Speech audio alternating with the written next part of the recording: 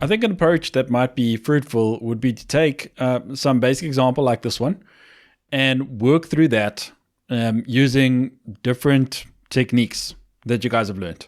So I'll start with the very basic way in which a person coding this might approach it, and then start incorporating more and more of the knowledge that you have learned from the various scenes. So let's do challenge 103 just directly to start off with. So challenge says this spiral consists of 8 lines. The shortest line is 20 units long, and lines get longer by 20 units each time. Okay, so I'm going to code that directly. So there's various ways to approach this challenge, right? You can start anywhere you like, really, of course. But it looks to me like it's going to be easiest to start in the middle, because that middle point there is in the middle of the screen, roundabout. So that's easiest to start from there and go up and out like that, rather than trying to start here, because then we first have to position the turtle to get to this point and sort of hope that we're getting it right, that is in the middle of the screen, eventually the entire image. So the easiest, I think, is if you simply start in the middle. So to do that, the turtle, when you import the turtle, it faces to the right, but that line obviously faces up. So we have to turn left by 90 degrees. And then we move forward. How much do we move forward by? Well, it told us 20, because the shortest line is 20 units long. It says that lines get longer by 20 units each time. So we have to now turn right a bunch of times and draw a little bit of a longer line. So right by 90 degrees. And how much do we move forward by for the next line? Well, 20 more than the previous time. It says lines get longer by 20 units each time. So let's just do it directly to start off with. So that's for the second line. Then the third line, we add another 20. Fourth line, another 20. Fifth line, where are we now? 100. So 20, 40, 60, 80, 100. So there's 3 more lines. 120,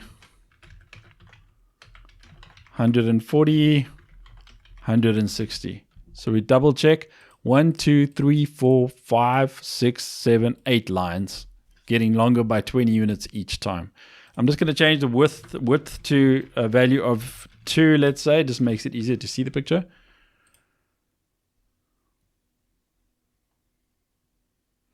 There we go. That's the little drawing.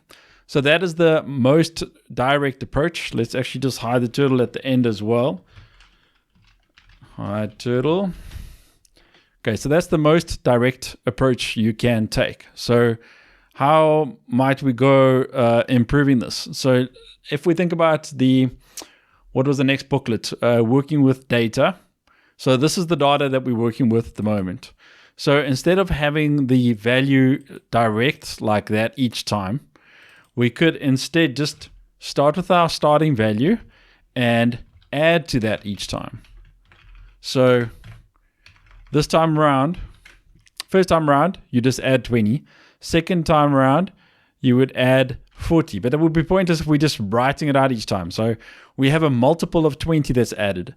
The first time we are adding to 120. And then next time we are adding 2 20s, and then 3 20s, then 4 20s, 5 20s, 6 20s, 7 20s. So the last would be 20 plus 7 20s, meaning 8 20s altogether. Okay, so we can use some addition and some multiplication. So the first time around is 20 with nothing added to it. The second time around, we add 120, so times 1.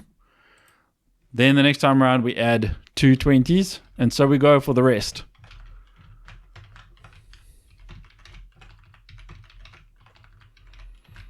I'm going to change those values now.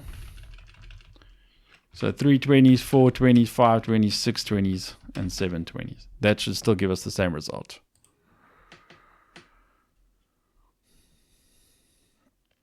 So at this stage, maybe it is important if I discuss order of execution. So you have the same thing in maths. I can't remember what all those acronyms are that people use to remember order by. I think BODMAS was the one, which stood for brackets, then order, division, multiplication, addition, and subtraction. Let me just write that down. BODMAS.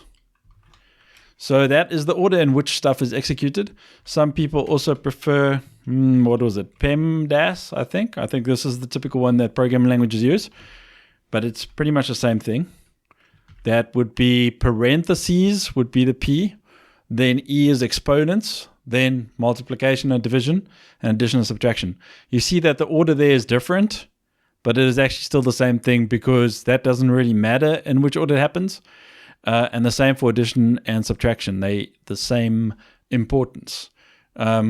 Brackets and parentheses mean the same thing, and order and exponents mean the same thing. Okay. People also remember little rhymes. I can't actually remember. What is this? Please excuse my dear Aunt Sally, I think it was, to try and remember those things. Now, in programming, you have the same thing. The Python has to know in which order to execute these things. So when we come to something like this, what must it calculate first? Well, actually already by this point, it must realize that it has to calculate this first before it can actually pass that value, the result, onto the forward function. Okay, so Python is clever. It knows in which order to do things in some instances, but you have to be aware of that so that you don't make silly mistakes. You have to understand how Python works. So in this case, just like math, the multiplication happens first and then the addition. So for example, this last one, 20 times 6, that's 120, and you add your 20 to get 140. Okay, so that's the order in which that can execute.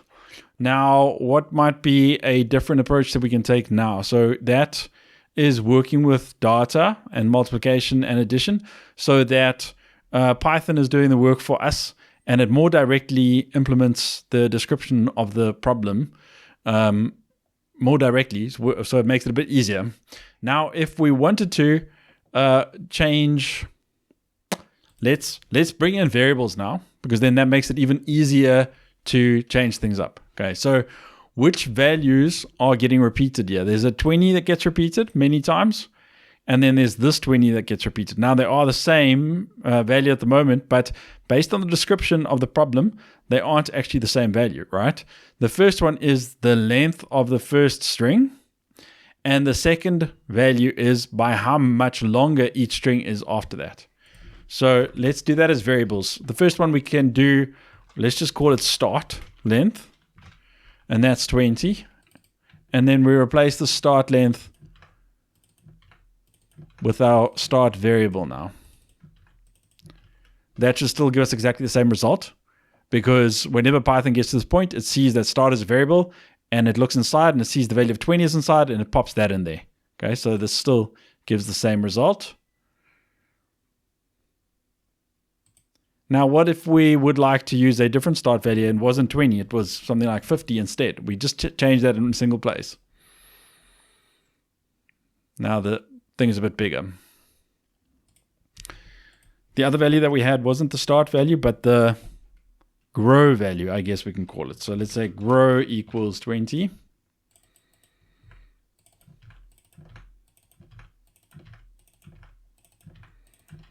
Okay. Let's change that back to 20. This should still give us the same result now as originally. Whenever Python gets to this point, it looks what does I grow. It is 20. It uses that. And now if we'd like our little figure to grow at a faster pace, we can just change this value to something else.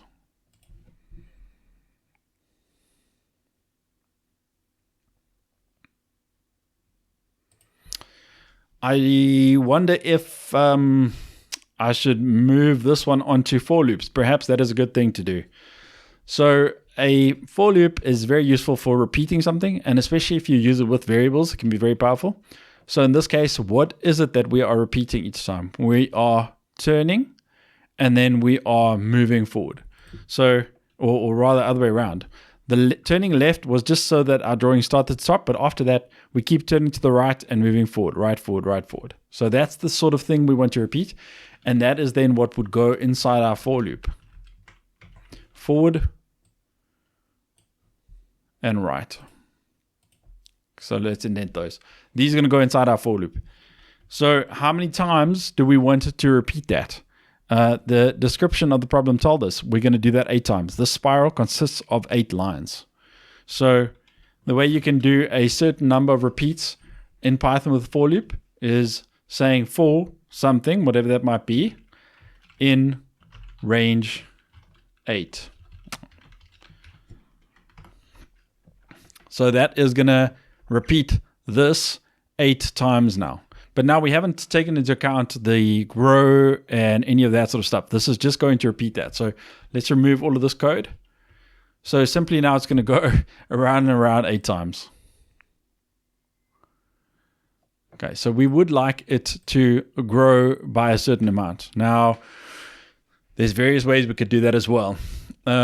The most direct way, let's say we have a variable that we keep on for the growing value. So let's actually use this grow variable. Well, let's change it to growth. Originally, our growth is 0. We haven't grown any. We've just moved the 20. And then the growth changes to 20 and then to 40 and 60, 80. So we go. So let's say growth is 0 to start off with. And how much do we move forward? Start plus growth. Okay, we're not changing growth yet. So this is still just going to go in a circle. I mean, in a square, around and around. But now, after we've done that, we change growth and we add 20 to it. This again touches on the order of execution. When you assign something like this, Python always executes the right-hand side first. So first it's going to calculate what is growth plus 20. At this stage, the first time around, growth would be 0. So it adds 20 to that, which gives you an answer of 20. And then it puts that new value of 20 inside growth. That would be the same as if we had written growth equals 20. Same as that. So now the first time through this loop, growth start off as 0. We add start, which is 20, gives an answer of 20. Turtle moves forward by 20. Then we update growth, the value inside the growth variable.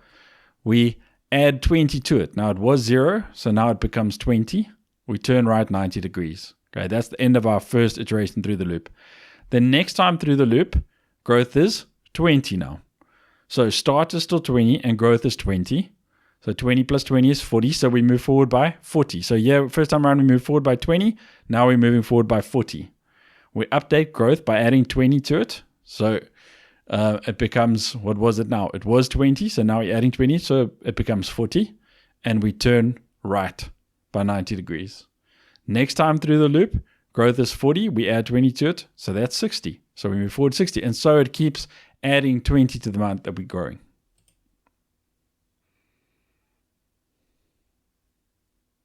I hope that makes sense. Variables aren't that easy to get the hang of. For loops on either, and when you start combining them, it can get tricky at times. I would advise you guys to play around with examples like this. Start using variables and loops as much as you can to implement solutions, and you see whether that works for you or not. We could take another approach here to this thing, and that is by using this variable, the loop variable. So at the moment, we are not using the output of that thing. When you call range 8, that gives you a list of numbers from 0 to 7. And we're not using that number at this stage, but we could. So let's turn that into a variable. So I'm just going to call it I, which we usually do for numbers. So for I in range 8, that means inside here, I is going to go, it's going to start off as if we had made it 0. And then it's going to become 1 and then 2 all the way to 7. So how could we use that? Instead of adding 20 to growth each time in the loop, we just directly make use of I, which because its value changes, and I would be the number of times we want to add grow. So first time around, I is 0, so we add 0 times grow, which is 0. So the first time we move forward, we're not adding anything to start. Start is 20. So we're just going to have a line that's 20 long. Then the next iteration through the loop, I is 1. So that is 1 times 20. Whoops, 20. And plus your start value, which was 20, which gives you 40. So we're moving forward by 40. Then I becomes 2. That's 2 times 20, which is 40, which we add to 20, which is 60. And so it goes.